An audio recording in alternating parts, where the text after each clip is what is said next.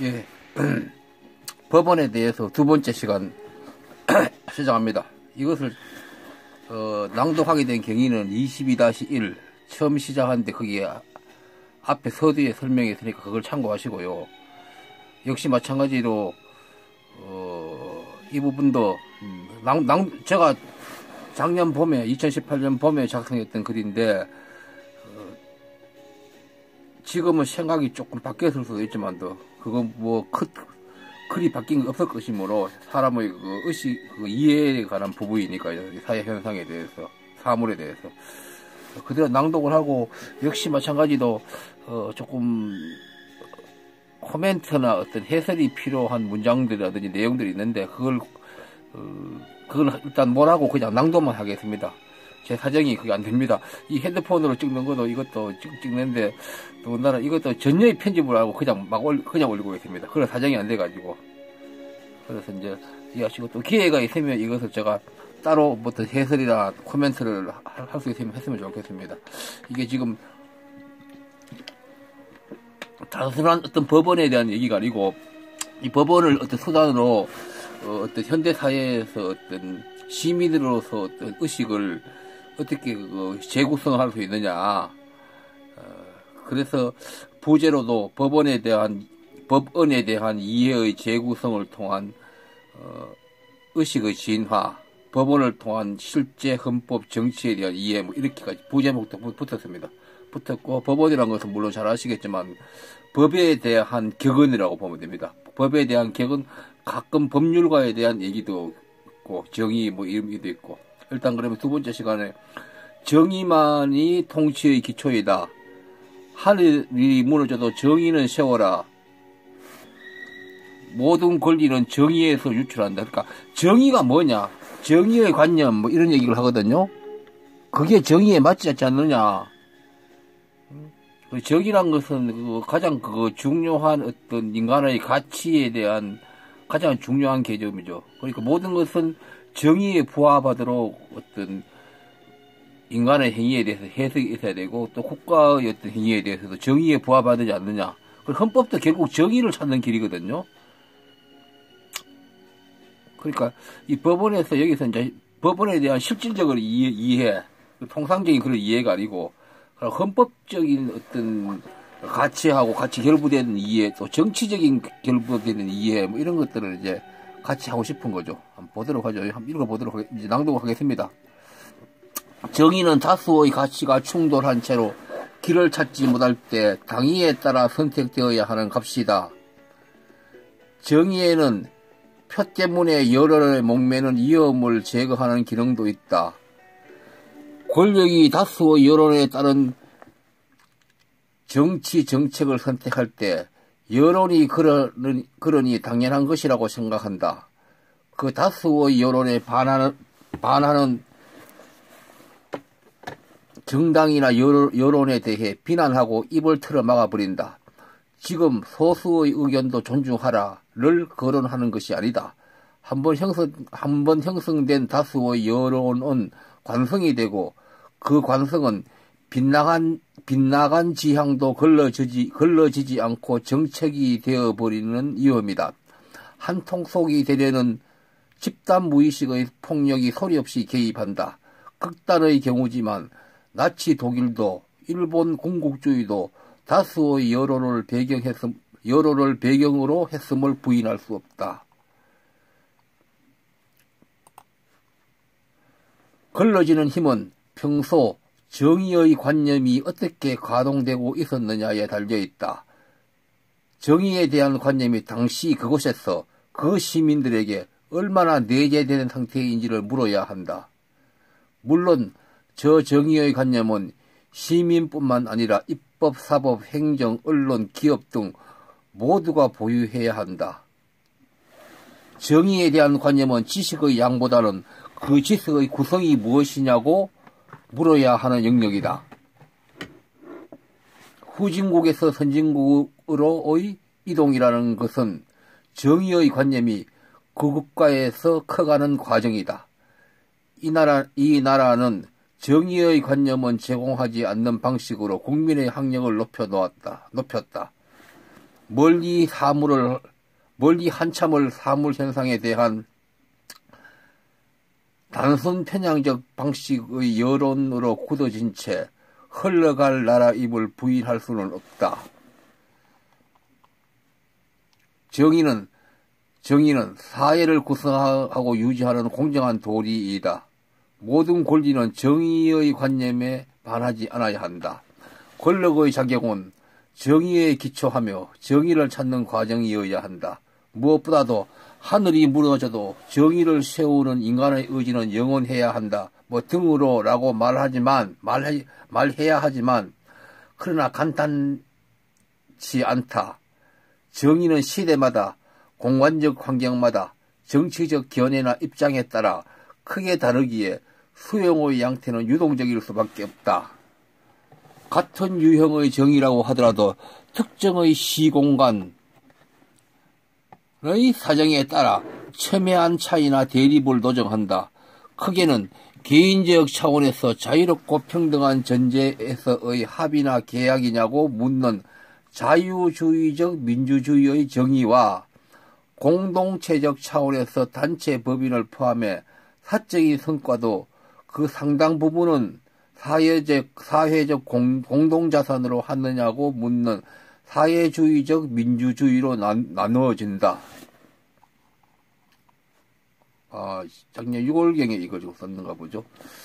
2018년 6월 현재 한국의 현실, 사회적 신용자산이 일천하니 당연히 관계의 불신과 단절, 공존을 거부하는 성자 독식의 카지노의 경제, 1% 각과 99%의 양극화의 고착, 자영업과 소기업의 질식, 대기업의 풍요, 공무원과 공기업 등 오래도록 밥줄이 보장되는 자리를 향한 갈구 등등 저것이 해소될 근거가 보이지 않는다.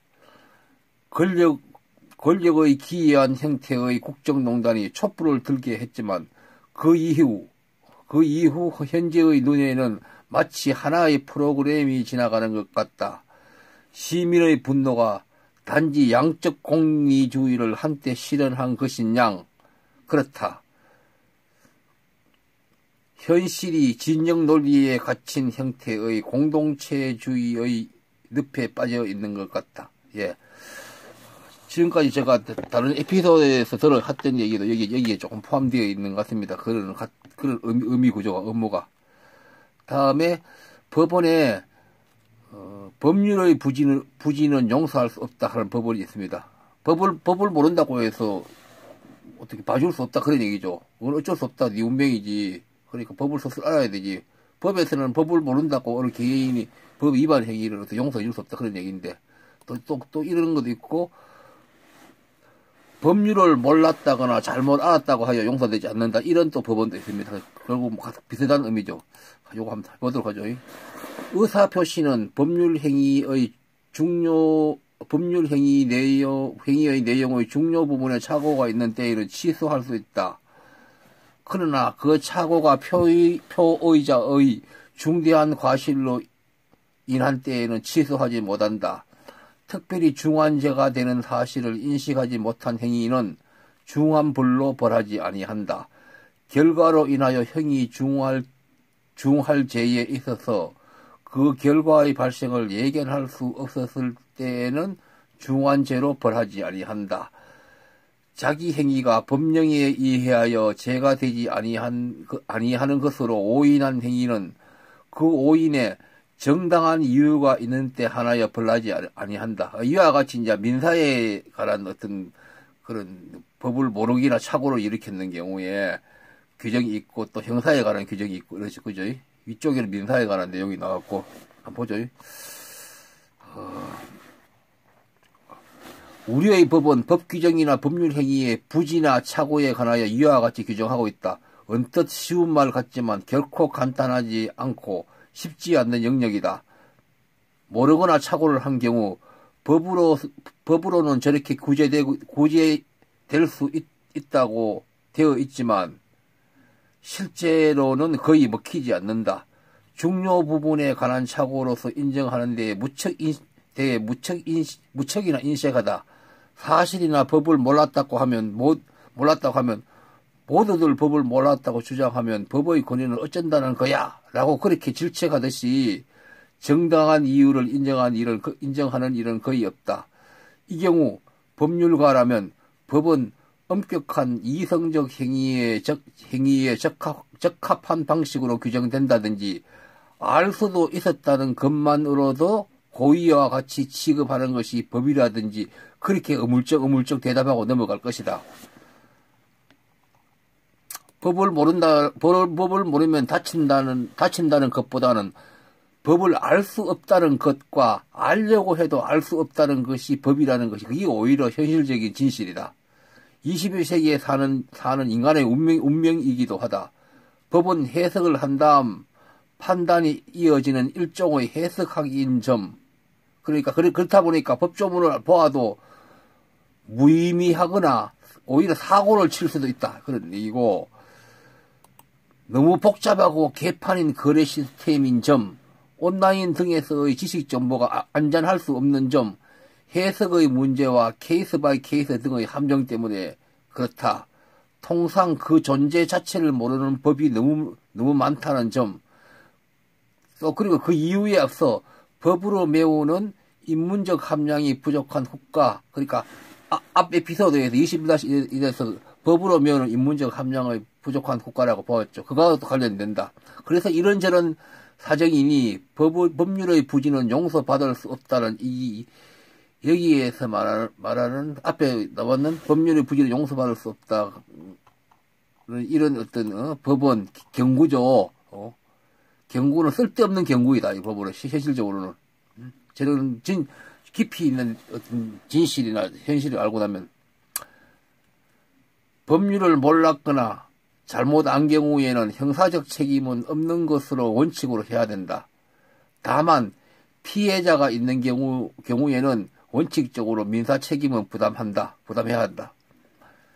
인류의 형사법리에 따를 때는 말도 안 되는 주장이지만 이제 저런 것들은 그러니까 우리 인류나 우리 현실상으로 볼 때는 말이 안 된다 이 말이죠. 안 되지만 그렇지만 어떤 인류라는 것은 항상 어떤 미래지향, 당위를 향해서 조금 새로운 차원 높은 쪽으로 가야 되니까 인간은 항상 그렇다 보니까 그래야 하므로 인류는 저 몰랐거나 잘못한 경우의 원인이 국가에 있음을 발견해내어야 하고 그에 따라 그 귀책도 국가가 가짐으로써 국가 책무의 범위가 확대되는 차원으로 가야 한다. 물론 꿈 같은 얘기다. 요거는 짧게만 코멘트 할게요. 그리고 인간이 진화하면 할수록 모든 인간 행위는 결국은 국가가 어떤 부담해야 할 어떤 환경, 만들어 놓은 환경, 장치 이런 거와 결부돼서 그 책임의 기결들을 가게 돼 있어요. 엄격히 이렇게 극한까지 이렇게 해서 어떤 책임의 어떤 소재를 찾아가 보면 개인의 행위가 대부분 국가가 어떤 양육을 잘못했거나 환경을 잘못 먹었거나 그렇게 가게 돼 있어요. 그러니까 가치적으로 그렇다는 얘기예요. 그러나 그런 높은 가치를 위해서 인류는 계속 노력을 해야 한다 이런 얘기죠. 그것을 노력을 밀도 있게 많이 하는 국가는 그만큼 이제 그 국가는 선진화되고 진화를 하죠. 선진국이라기 저런 거하고 관련되죠. 그러니까요. 저 보시면 스웨덴 같은데 우리 서양 문구 사람 웃겠지만 교도소가 호텔 못지않다 그러잖아요. 그게 그냥 괜히 그런 거 아니에요. 물론 그 나라에 좀 특이한 면도 있지만도 다 그런 어떤 지금 방금 말씀드린 이런 거하고 어떤 형태로 결부된 거예요. 괜히 그 사람들이 뭐 감옥을 교도소를 호텔 가지고 운영하겠어요. 그만한 철학이 어느 정도 만들어졌다는 얘기예요. 그렇게 가야 돼요, 인류는. 우리나라는 무슨 지인에게 저렇게 호강시키냐 하거든요. 뭐 한국도 옛날보다 어떤 교도소의 어떤 환경이 많이 좋아졌기 때문에 그런 걸 보고는 막 내티즌 지지은 놈들에게 뭘 저런 걸 해줬냐고 막 한국 난리예요. 그러면 절대 그 국가는 발전 못해요. 진화 못해요. 그러니까 죄 지었는 자체에 대해서 어떤 책임을 묻는 건 좋은데 책임 묻는 거와 그 사람의 어떤 인간으로서 기본적인 어떤 생존권의 기본을 누리는 거하고는 또 다른 어떤 차원에서 이해를 해야 되는 거예요. 책임을 지는 거하고도. 그러니까 사회에서 격리되는 그 자체에 책임지는 거니까. 다음에 한 개 더 하죠. 이제 한 개 더 한두 개 더 하려는지 모르겠다. 사회가 있는 곳에 법이 있다. 사회가 있는 곳에 법이 있다는 이런 법원도 있습니다. 사회는 사전적으로 일정한 경계가 설정된 영토에서 종교 가치관, 규범, 언어, 문화 등을 상호 공유하고 특정한 제도와 조직을 형성하여 질서를 유지하고 성적 관계를 통하여 성원을 재생산하면서 존속하는 인간 집단으로 정의된다. 동물의 세계에서는 없는 인위적 계약적 관계를 전제로 하므로 당연히 사회가 있는 곳에 법이 있을 수밖에 없다. 그러면 인류의 법은 언제부터 어떻게 가동되었는가? 인류는 인간의 행위에 대한 판단을 저 아늑한 날로부터 기나긴 시간, 신화, 종교, 관습, 도덕률에 의존해왔다. 그것도 권리가 아닌 의무가 중심이었다. 근대 이후 체계를 가진 법이 등장했지만 실상은 여전히 관습, 도덕, 종교에 의해 다스려졌다. 법이 실제로 반영된 바를 엄밀히 보면 20세기 후반부터라는 정도이다. 21세기가 가까워질 시대에 이르러 경제의 촉진이나 규율, 지적재산권, 환경, 자본, 근로, 교육 등등 세분화된 수많은 법률이 양산되었다. 인류의 사회적 빅뱅이라고 볼만치 인간의 진화에 있어서 급격한 대폭발로 볼 것이었다. 이제는 제4차 산업의 혁명의 시대라고 하여 다시 새로운 진화가 말해주고 있다. 새로운 진화의 기운이 있다고 해서 규범이 공평하게 작동한다는 보장은 없다. 법 그 자체보다는 법을 운용하는 철학에 훨씬 많은 영향을 받는다는 진실 때문인데 실체를 만드는 근원이 따로 있다는 것이다. 결국에는 그 나라의 이념의 방향과 갈등의 해소 능력이 대답을 하게 된다. 법치주의는 권력자의 편의에 부역하는 기능으로 전락할 수도 있고 국민의 자유와 가능성의 확장의 근거가 될 수도 있다. 그렇게 후진국, 개발도상국, 중진국, 예비선진국, 선진국 등등으로 각기 자신의 값을 갖는다. 다음은 법원 도덕의 최소한이다. 그럼 이건 다음 시간에 해야 되겠습니다. 위에도 조금 해설이나 코멘트가 필요한데 좀 아쉽지만 어쩔 수 없습니다. 미안하게 생각하고 좀 천천히 읽어보면 무슨 말인가 하는 걸 조금 이렇게 감이 올 것으로 믿습니다. 천천히 읽어보시죠. 천천히 들어보신 다음에 한 2번 정도 들은다든지. 어쨌든 고맙습니다. 다음 에피소드로 이어지도록 하겠습니다. 예.